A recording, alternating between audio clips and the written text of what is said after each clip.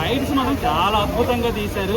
నాకు తెలిసి ఈ సినిమా తర్వాత ఫైట్ మాస్టర్ ఎవరో కానీ వాళ్ళకి మంచి లైఫ్ ఉంటుంది, పెద్ద పెద్ద సినిమాలు ఆపడం కూడా వస్తాయి.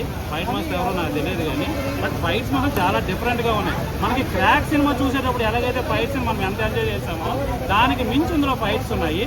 అంతేకాకుండా తర్వాత శ్రీకాకుళం సాంగ్ ఉంది కదా, ఆ సాంగ్ ఒకటి చాలా బాగుంది. అన్నింటికి మించి ఇంకొకటి ఏంటంటే సోషల్ మీడియాలో కూర్చొని ఈ బూతులు తిట్టి పనికి మళ్ళీ కామెంట్లు చేసే ఎదవల కోసం ఒక డైలాగ్ ఉంది. ఆ ఒక్క డైలాగ్ చాలు. దయచేసి ఈ సినిమా చూసినా సరే బుద్ధి తెచ్చుకోవాలని నాకు అనిపిస్తుంది. నాకు తెలిసి ఆ సినిమా ఓటీటీకి వచ్చిన తర్వాత దాన్ని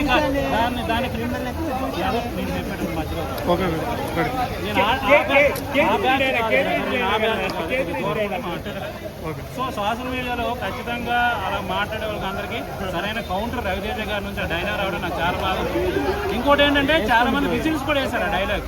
సో అది ఇందులో చెప్పుకోవాల్సిన గొప్ప హైలైట్ ఏంటంటే ఎనర్జీగా చాలా పవర్ఫుల్గా రవితేజ గారి క్యారెక్టర్ ఉంది. ఎస్పెషల్ ఫైట్స్ మాత్రం అద్భుతంగా ఉన్నాయి.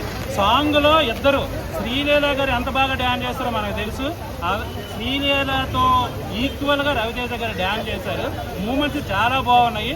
టోటల్గా ఏంటంటే ఒక మంచి మాస్ మసాలా మూవీ ఇది. సో థియేటర్కి వెళ్ళి చూడండి. మిగతా సినిమాలతో కంపేర్ చేయకుండా కొత్తగా అంటే మనకి ఏంటంటే రవితేజ గారి నుంచి ఎలాంటి ఎనర్జీ కావాలో అలాంటి ఎనర్జీ ఉన్న సినిమా ఇది.